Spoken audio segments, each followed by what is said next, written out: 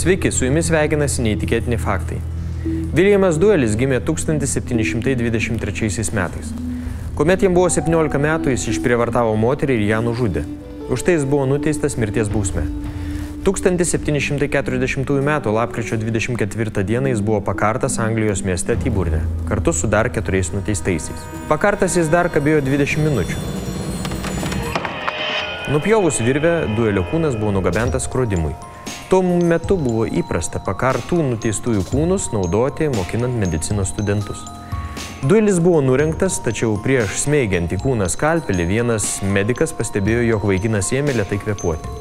Duelis kvėpavo vis greičiau ir greičiau, o po 2 valandų jis savarankiškai atsisėdo. Dar tą pačią naktį jis buvo nuvežtas atgal į kalėjimą.